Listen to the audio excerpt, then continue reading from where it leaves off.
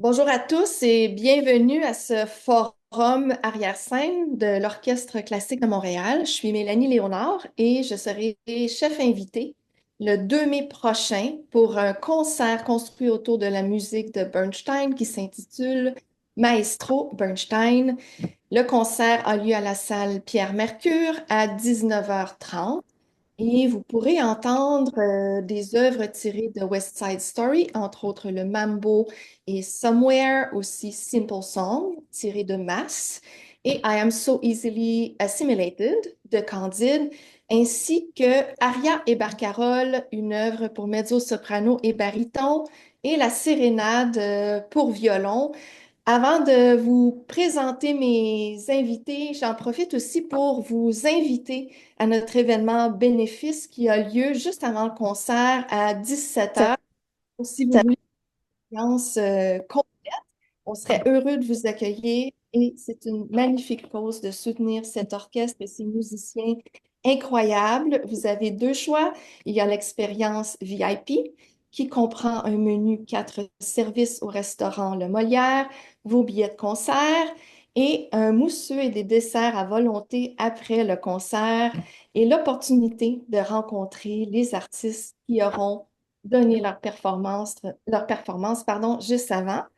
Vous avez aussi l'option Concert Plus, où là, vous avez vos billets de concert, le vin mousseux, les desserts et la rencontre avec les artistes. Tous les détails sont sur notre site Internet orchestre.ca. Maintenant, comme je vous l'ai dit, je suis en compagnie de deux extraordinaires invités qui discuteront avec nous aujourd'hui. Ce sont deux solistes que vous entendrez dans ce concert. Alors, je vous fais une brève introduction. D'abord, on a le violoniste Marc Djokic, qui est le violon solo de l'Orchestre classique de Montréal et qui sera soliste dans la sérénade de Marc Djokic est chambriste. Il a joué en tant que soliste aussi avec plusieurs grands orchestres canadiens, dont l'Orchestre symphonique de Toronto, l'Orchestre du Centre national des arts et l'Orchestre symphonique de Québec. En 2017, il a gagné le prestigieux prix Goyer. Bonjour, Marc. Welcome. Hey, Of Melanie. Thanks for having me on. course. And we are also welcoming Julie Nesrallah, mezzo-soprano. Elle anime Tempo sur CBC Musique et elle a tenu des grands rôles avec des opéras, des compagnies un peu partout dans le monde. Elle a fait ses débuts en tant qu'Isabella dans l'Italiana in Algérie de Rossini, au Pacific Opera de Victoria.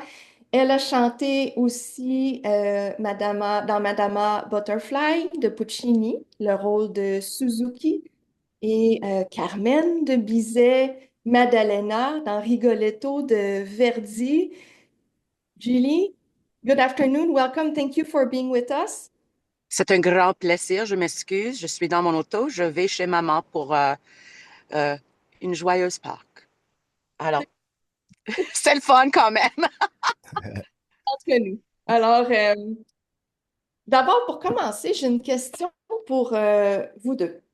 We can think of artists and musicians a little bit as an historian in the sense that through their music, they allow us to look through a window into the time they lived in, their own preoccupation, sometimes a particular moment in their life. Um, how would you describe the music of Bernstein? What makes it magical and still relevant today? Anyone? Want me to go? I'll go. Well, You go first. Leonard Bernstein, sorry. Leonard Bernstein represents this philosophy about how music really can save the world. And he really did believe it. It wasn't just something that he said, music saves the world, woo, woo, woo. It was something he truly believed.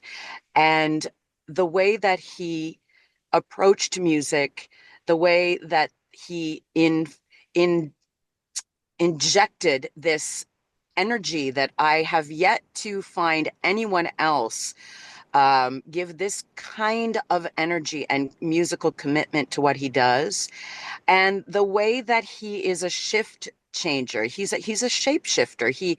He adapts to all the different eras, including this arias and barcarolle, which is it is an extraordinary score, and the title is a joke title. So I think much in the way that people like Madonna get credited with being able to redefine themselves, I think Bernstein has done that. He always redefined himself. He always puts the music first. He puts learning first, lifelong education first, but you still feel that you are in the hands of Bernstein. There is an elemental line of familiarity and knowing that this style and this sound is Bernstein. Nobody sounds like that. It's infused with that American energy and excitement and intellectual. I mean, it's just, for me, they say that that music lights up every area of the brain, and I would also say that about Leonard Bernstein, that he lights up every area of your brain and he makes you want to be a part of it. And I think that's really a very magical trait. Not a lot of people have that, but he really makes you want to be a part of what he's doing and a part of that experience that he wants to give you. You feel that he wants to give you this very raw experience, no matter how many times he's played that piece or whatever. So I could go on, but I will give my colleague Marc a chance to answer. I mean, I'm all over it, basically. Marc, anything? Gotta dig deep to come up with something else there. Well said though, Julie. And feel free to echo. Yeah. Often when I think of composers and works, I always like to think about, kind of my first experience in learning about them and learning their music. And a lot of that is since I grew up in the 80s and 90s and, grew up buying CDs and albums. So definitely that's something that kind of really brought me to learn about Leonard Bernstein's music. And one CD I picked up when I was young was this Itzhak Perlman. And on this, he's playing the Serenade after Plato's Symposium, as well as the Barber Violin Concerto.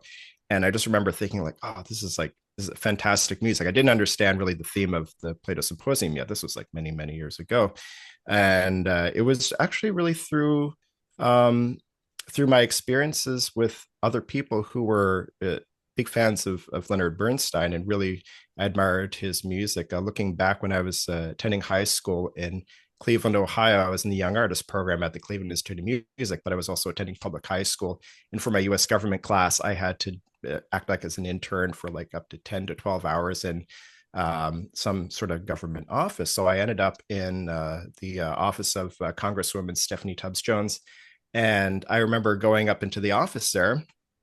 And not only was there a picture of the current president, I think it might have been Bill Clinton, but there was also a big photo of Leonard Bernstein. And I was thinking to myself, like, wow, like, I think in like a government office, there'd just be like, pictures of past presidents. But no, music was a big part of her life. And it's Leonard Bernstein really kind of spoke to and almost made the soundtrack for a lot of Americans. And I thought that was really interesting. So I got to kind of bond with the Stephanie and the workers in the office over. I was like, hey, I'm a violinist, and I just started discovering the music of Leonard Bernstein. So we kind of connected there. Having said that, aside from taking paper out of drawers for the paper shredder and drafting thank you notes, I also got to use up some of my time giving a few recitals there. Don't tell my old high school. So that for me, those early experiences of kind of meeting people who really valued his music and found it special for them, that's how I view him historically. So that's a wonderful anecdote because it actually speaks to the reach that he has, to the idea that he can write this super complex music and still be accessible to the entire population. Mhm. Everybody in America knows who Bernstein is. Everybody around the world knows who Bernstein is. It's a very rarefied space. I love that story. That Oh, thank you. beside Bill Clinton was Bernstein. That's amazing. Yeah, it's great. But I think both in your own way, you touch on one important aspect of Bernstein and one that personally always touched me. Of course, as a conductor, I find him incredibly inspiring, and I always admired his work in every sphere, composition, as a teacher, the young people's concert with the New York Philharmonic, very Mhm. important. And you said something earlier. You said he thought music could save the world, and he believed it. And we also talked about people can connect and relate to him and his music. It doesn't matter if it's a more complex score or a more Broadway-oriented type of aesthetic. And for me, maybe it's about his incredible capacity to be human. One of the things that touched me the most when I started observing other legends in the conducting world as I was learning conducting is his passion, extreme sincerity in the moment, absolute presence in the moment, and there's no mask, absolute vulnerability. His heart is all out, but you can hear it. And because music goes beyond just being beautiful, the real emotional experience of music is a human one. And I think Mhm. the capacity to, in a very deep and sincere way, connect to people, connect to the musicians he was working with, to the audience. So maybe it encompasses a little bit both of your commentaries as to why we can still today relate to him and his music. Maestro Mel, I love what you said because at the end of the day, c'est une passion pour la connexion humaine. And I think that if we start thinking as a culture, as a society about being a virtuoso, not only at music, not only at composition, but you have to be a virtuoso of connection. If you understand how to connect, when you make that connection, there's nothing like it. And I think what that does, just to keep building on your point, is that it adds layers and layers of connection, because once you start feeling it and you get it back from the public, it's the best kind of machine that just keeps growing and being, it's like keep shoveling that coal of connection into the fire, because it's just going to get warmer, it's going to get hotter, and it's going to spread.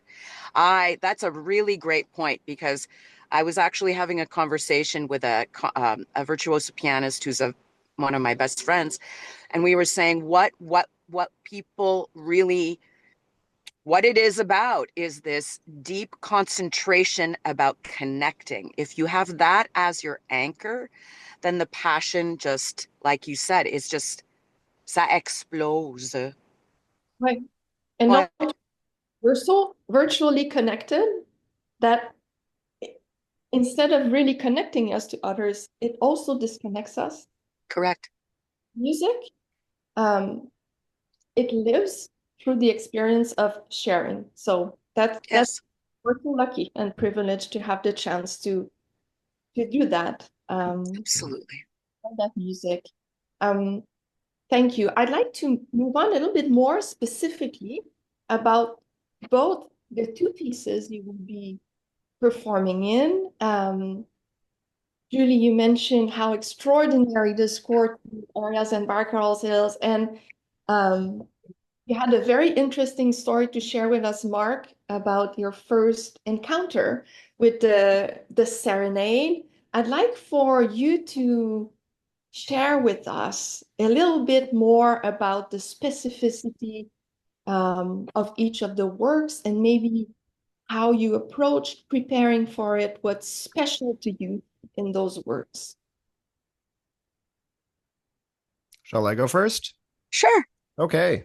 Um, it's funny, on my Facebook feed, I got those things that pop up that say 9 years ago you were here, and sometimes you're like, but this was actually quite a kind of a touching reminder that I think it must have been 9 years ago when I first was on the job as concertmaster, not officially, but as guest concertmaster.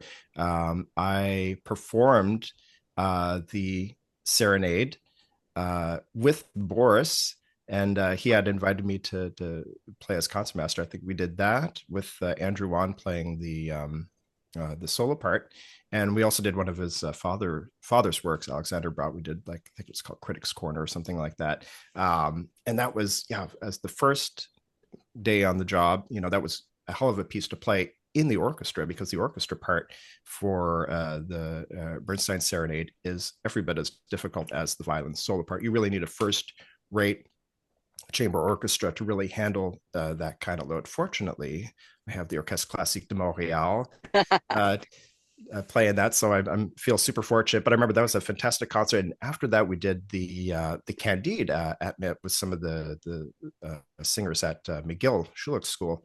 So early on in the job, I really had a very intense education on how to really interpret and style Bernstein's music. And Boris Brod was his assistant with the New York Philharmonic for a number of years. So I got some really good insight and anecdotes, really great guidance from Boris. It's really sad that he's, it's sad every day that he's not here anymore, but it was such it was such an experience for him to open up and really share his knowledge of the composer. So 9 years later, here I am playing the solo part, and I gotta say, in terms of technical difficulty, it's very recognizable as any number of the parts in the orchestra. I mean, it's quite demanding. So it's really quite a performance for the entire orchestra, including myself. What I really like about this work is that the piece has a strong theme. I mean, it's not called like Concerto number 1 or 2. It's the Serenade after Plato's Symposium. So already when you see that, you're like, oh God, so I have to go read these, read this entire work, to really understand it. But what I really like about the piece is Leonard Bernstein, he received some criticism. Some people thought that he might have added these stories about love. It was, I can go and talk about what it's all about, but basically it's encounters or discussions about love from in ancient Greece. And he did receive that criticism, maybe like adding this theme afterward. And for me, I don't think it would really bother me that much to find out that he might have added it as a theme afterward, that he wrote the music. And because it is true that the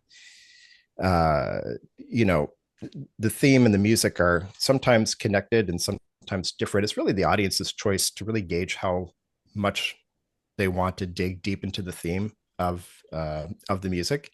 And it's yeah, so like if you think about Hotel California by the Eagles, for years people were always wondering what that was about.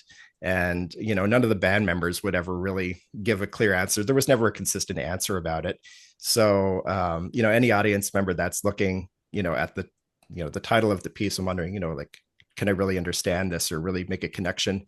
You can kind of gauge how deep you want to get into the work. I even have an album by a metal band from Tampa, Florida. I don't want to endorse any bands in this interview, but apparently the whole album is dedicated to Wolfgang Amadeus Mozart. And I don't know how true that is, but it's amazing how when you put something in your head, a theme, it's almost like changing your goggles on how you view the music or changing your earphones. So I find that really, really interesting about this particular work. And definitely when I'm practicing it, learning the notes, I'm not thinking too much about the theme, but it is interesting to kind of touch on it. The last movement, which is basically a reading of Socrates, really is kind of special to me because kind of along the theme of, how closely it relates to the theme of the music, you can really hear Leonard Bernstein's, a lot of his original style. So he really puts a lot of that, American contemporary sound with a lot of jazz influences, and really kind of comes back to his own style, and really made me think of a newspaper quote about the music of John Crigliano, who this particular critic said, and he actually was talking about the violin sonata. He said, this is not a composer who's, writing a caricature of what American music should sound like, but this is a composition that is a result of this particular musician's experiences growing up, as an American composer in that kind of contemporary environment. So I always think about that when I play Bernstein's music, and really, trying to stay true to his style, even if he gives like a strong written theme about what the music's about. Yeah, and you will be playing on a very special violin. Yes. Well, I play on a few violins, and sometimes I wonder myself, is it a good idea to keep switching off instruments? For me personally, I like doing it because each instrument, each violin that I have really requires a different approach to playing it. You have to make little adjustments to how you play it. And for me, that really makes me stay in touch with my body. And, I really, having to make adjustments, you become aware of what you're doing when you're playing the violin. Just become comfortable with one instrument and then kind of put that on cruise control. But the violin I'm going to be playing is a violin by an American maker by the name of Carl Becker. And the Becker family was a dynasty of great American instrument makers.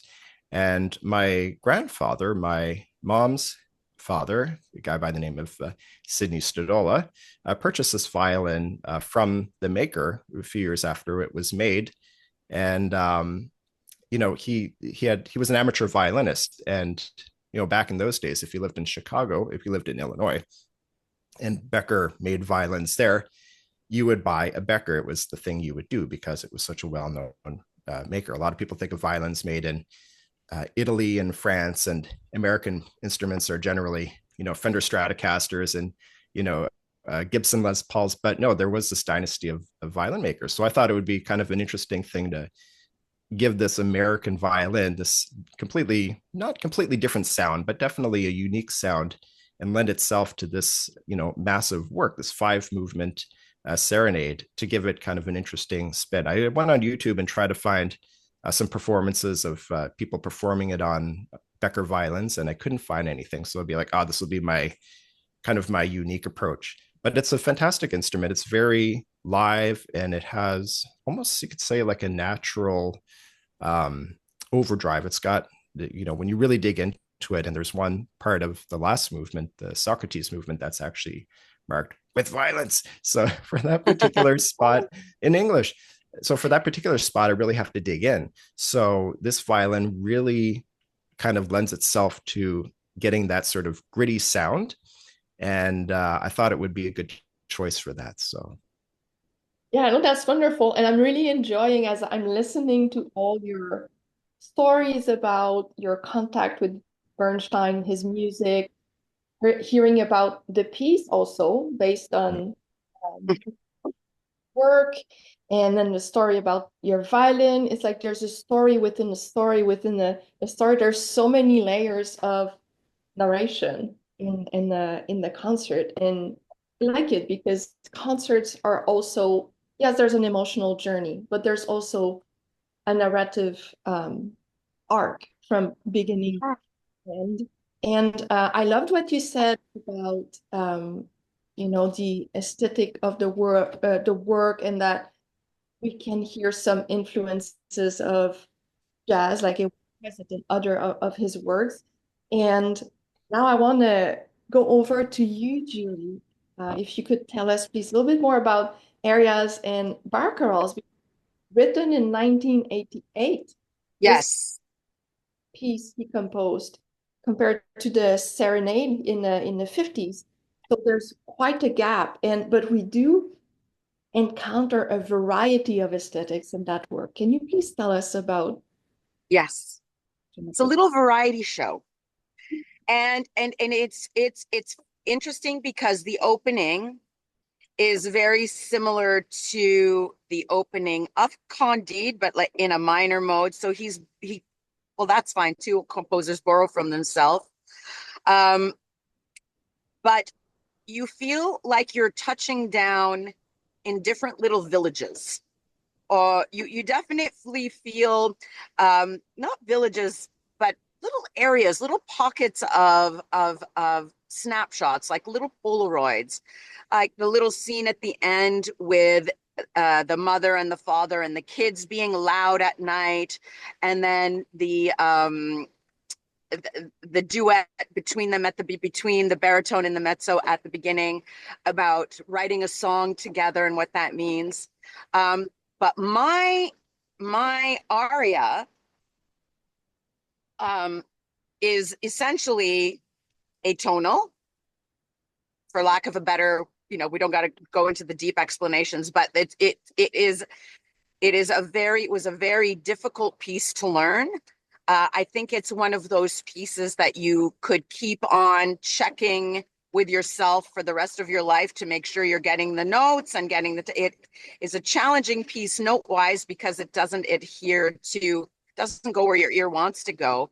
But what I find the most fascinating about my aria in particular is that he's taken this inner world of the emotions of a child and he's turned it into a German expressionist aesthetic. And I love that because when you're a kid and you're feeling something for the first time, it's often the most powerful you're ever going to feel that thing because it's the first time you're feeling it. And so in this aria, I know this won't give it away, but this aria is about a little girl who loses her doll because she twirls it by the tail and it ends up on a windowsill high above in the neighborhood. And she's so upset. She is so attached to this doll that she just feels like she's going to die. It is the most traumatic thing to be separated, this separation anxiety, like Linus and his blanket, like any kid with a soother or a security blanket. Parents understand that it's where's my susu? Where's my blankie? Well, it's the same thing here. Where's my bunny? And the idea that he was able to sketch this in the interior world of a child as this expressionist expression, I just thought was completely inspired because that's exactly how it feels. You feels like the world is black and I'm just going to go to bed. And he's even written in the score, don't pretend your feelings about this. He's written in the score for the singer, this is very sincere. And to me, because at first I was afraid, I looked at this and I said, oh my gosh, this is going to take me months just to get this particular aria to stick in my brain the way it's supposed to. But then I became obsessed with the score, particularly that aria and all the duets, because that aria kind of sticks out. It's 4 pages of punch in the face, and then we go back to something else. So to me, this idea that he's allowed, and he's also allowed his daughter to write the poetry for it. So I'm sure this was her experience when they were in New York. She must have lost her little toy bunny, and this is how it went down. And so that this is, you get the sense that he's trying to be a la mode with this really futuristic, this really modern sense, but he doesn't go 100% of the way. He still leaves you with tunes and lyrics that are beautiful. And in fact, when you're listening to it done well, it doesn't sound difficult or atonal at all. And that is the magic.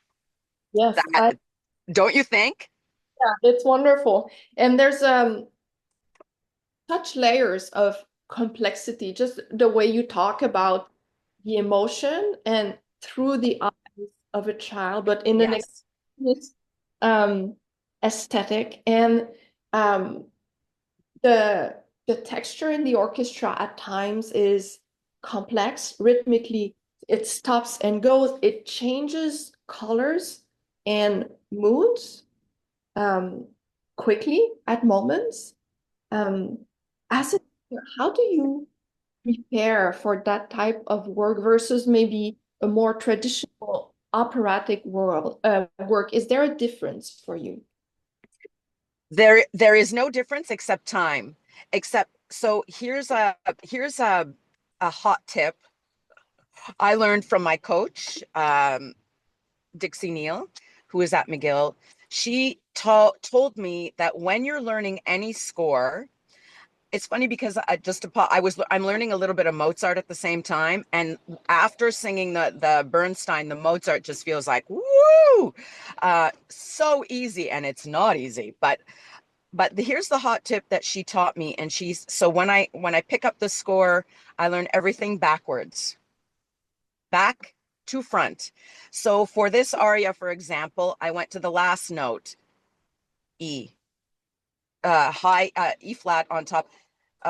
There, and then the second last note, and then I sing, and then I keep adding notes all the way through the score, all the way down. So what happens is cognitively, the muscle memory for a singer will remember that exact thing. And you always know when you learn something backwards, you always know where you're going. So by the time you get to the front of the piece, the first note, there's an amazing cognitive something that takes place when you learn something backwards. So when I learn it backwards, and then I try to see how much of it I've retained. When I get to a chink in the chain, I isolate that bar, and then I sing it 10 times in a row. Just that, like I hammer it, just so I can really hear where the notes are. I need to rewire my brain to hear this as a different kind of melody. And so learning it backwards and then isolating problem areas is a really effective and what's the word when you don't efficient, really efficient way to learn anything. And then I find myself, if I'm at work or I come home and I'm walking down the street, I'll try to sing one day. And then I go and I check the piano. I'm like, oh, there it is. Like my brain has retained the exact same note. You're trying to make a copy. It's very difficult for singers because you can't, there's not a keyboard in here I can just press. I have to feel where that note is. Yeah, no, absolutely. Yeah. I kind of relate to that when I have difficult positions. In a way, it lives in me, and I not in an unhealthy way, but it becomes kind of an obsession where it. Yes. And I'm like, oh, I recall it, I do it, and then if I'm not, I have to study it more. And I think it's a very good trick you shared with us, and I think it can be good for any musicians to work backward. I also learn my scores backwards in segment because I can't Yes. note by note. And it's something I do in rehearsals sometimes, not always, but after we play through a passage, instead of starting over at the top of the passage, I go backward. So I think that's a very good trick. Marc, are you still with us? Yeah, of course. I was practicing Yes. I was practicing the serenade backwards because it seemed like such a great idea. So it really does work. I don't know what kind of voodoo. It's a little bit of cognitive voodoo, and it's because you can't make a mistake when you're going backwards. mm-hmm. It's very different. And that whole idea that it helps you go all the way through forwards when you finally get to the beginning. But there is some kind of special, I don't know what, and that has worked for me. And even like 20 years from now, of course, I'll need to look at the score again, but it'll probably take about 5 or 6 minutes and it'll be there. Yeah. The brain is an amazing, amazing instrument. Absolutely. Mm-hmm. Well, kids, you heard it here first from Julie Nesrallah, the OCM Forum. Marc, were you gonna play something for us, or you were No, just? I was practicing my serenade I love backwards. it. I was a great idea. I'm going to continue after we're done. So Perfect. yeah. I was also studying my scores today, so we are in that process leading up to the first rehearsal. There you go. Taking to my mom's house because she has a piano and I can sing loudly there. I live in a condo, you can't sing. So I'm like dying to get to my mom and my piano, and I'm just going to let it rip. Nice. Sorry, I just. That's fine. So you both worked together before, it's my understanding? Yeah. Or each other, but you never worked together before. Oh, actually, we did the Maria de Buenos Aires. Sorry for my And Carmen pronunciation, by Astor Piazzolla. Yeah, and Carmen too. Yeah, and Carmen. And I've known his family for a long time, and I know his sister, and so we've known each other a long time. Mm-hmm. That's wonderful, because we're talking the human aspect of music, and when you're a soloist with an ensemble or with musicians you don't know yet, and it happens for a conductor as a guest conductor, is there needs to be first a human contact for everything else to go smoothly, and for the music to really live. There needs to be some sort of connection. It happens rather quickly, I find, or I some do too. course of it deepens over the course of the rehearsals, but it's actually quite fascinating how, when you just let go and you go there with your heart and you're prepared, things establish themselves. Maybe one last question.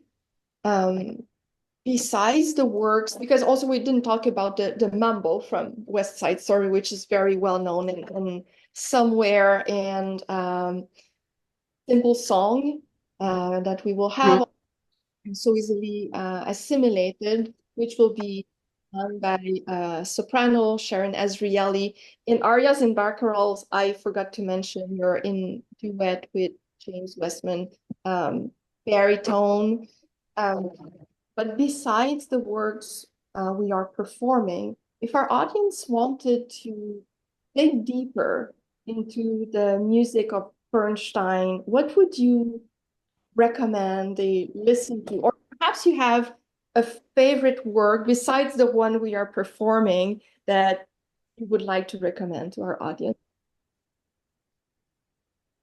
You're the radio host there, Julie. I think that Candide is, they're all masterpieces. I think when you're doing an intro, one of my good friends out west came to see his very first opera because I was singing in it, and it was Electra. So, and I was third lady, so I opened up Voblapt Electra, and it's like, it's not the worst thing you can see for the first time, but it's not exactly the best. Like, if you want to go to the opera, go to Barbara of Seville, go to Carmen, go to Tosca, Bohème, one of the big hits. And that's what I would recommend, is that because anything Bernstein touched or wrote is imbued with depth and complexity, and this superpower of sounding like the freshness and the vibrancy and the eclecticism of America. So go for the hits, but listen to Candide a bunch of times. The overture is a masterpiece. Like the New York Philharmonic doesn't play that overture under any other conductor. That's what a masterpiece it is. I Am Easily Assimilated is unbelievably the aria for soprano is a tour de force, but so fun. Go for West Side Story. Go for Candide. Go for this, and then listen to this. But listen to the hits over and over. Let your heart take you where you want to go with anything that's like this. Don't, if you think this is great, listen to it 100 times in a row, like you did when you heard a song on the radio when you were 10. And every time you listen to it, you'll hear something else. And then go out further, explore further. But you have to have that initial, it's like going on a date. You have to have that initial attraction, or you don't want to go out for the second date. So get that initial attraction in your genes, in your cells, And avec plaisir. Go ahead. That's a Have great. fun. Have fun. Yeah. Just have fun. You don't have to know classical music. Yeah. Like the great pianist Alain Lefebvre said, this was in the show the other day, but I thought this is right. He says, when you go for a gourmet meal, you don't ask the chef what all the ingredients are. You go, the meal comes, it smells good, it looks good, you eat it, you go right on. Same with music. Just go and listen. I don't come from a classical background at all. So, like, you never know. I think that's a great way of approach. Thank you. Yeah. Aww, the maestro. Marc, any thoughts on the subject? Yeah, for me, I always like again, like kind of like with first impressions. So definitely West Side Story is something that even if nobody can really remember how the music goes, they always know West Side Story. It's just like it's a catchy name, right? But there's fortunately there's the symphonic dances from West Side Story. So that's a great way to just kind of get to know the music.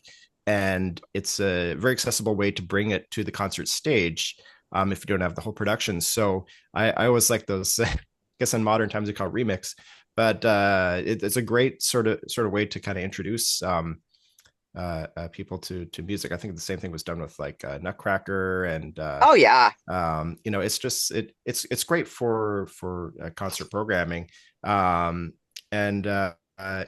one thing I always think about, this may be a little bit off topic, but on the subject of audiences, it's incredible because I know that there'll be a lot of people at this concert, and something I always think about is people make so much effort nowadays to get to a concert, and when I'm sitting up there on stage, especially as a dad, like I know now that it's if my wife and I go out to a concert, we booked a babysitter, we had to like cook dinner and stuff. There's a lot of effort that not only from the musicians on stage, but also our audience that has made all these fantastic preparations and has taken the time to really pursue going to a concert. Half the time I want to like applaud the audience, just like, thanks for taking care of all this stuff. And thanks for being so dedicated to music and wanting to come to our concert. And I know each and every one of you made an amazing, really planned out their day in an amazing way. And that really kind of adds to the spirit of live music, is that we're kind of all in it together.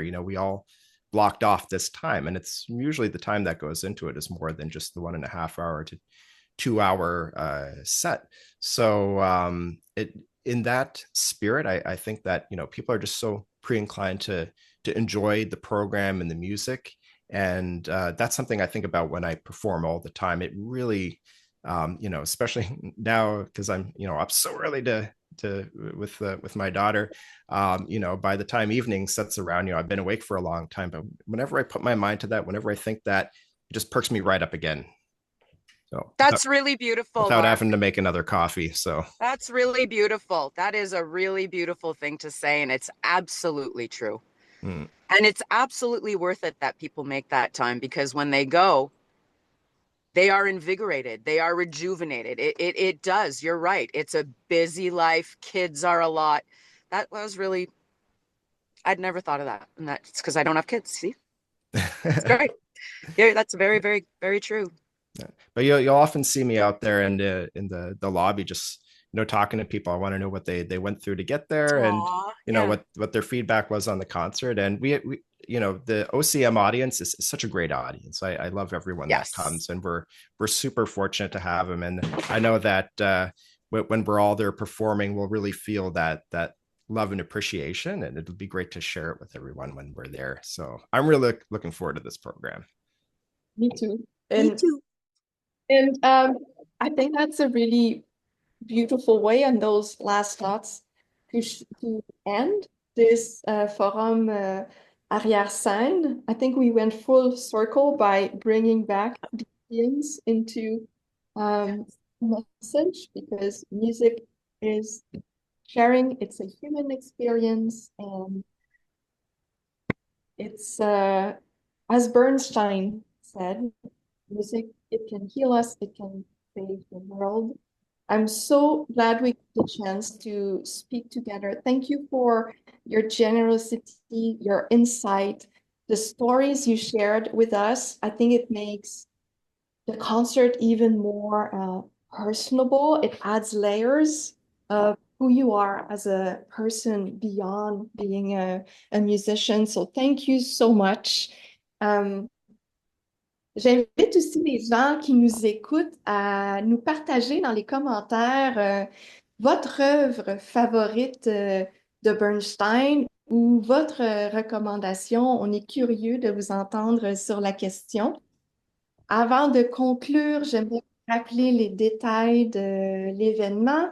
Donc, le concert Maestro Bernstein, le 2 mai prochain à la salle Pierre-Mercure à 19h30 avec les solistes Sharon Azrieli soprano, Julie Nesrallah mezzo-soprano, James Westman baryton, Marc Djokic violon solo de dans la sérénade. Je vous invite aussi événement bénéfice qui est tout juste avant à 17h. Encore une fois, tous les détails sont sur notre site internet orchestre.ca. Merci de nous avoir écoutés. Thank you for being with us, Marc and Julie. Bravo on hosting a great interview. Bravo. Oh, bravo, oui. Merci beaucoup. Excellent, oui.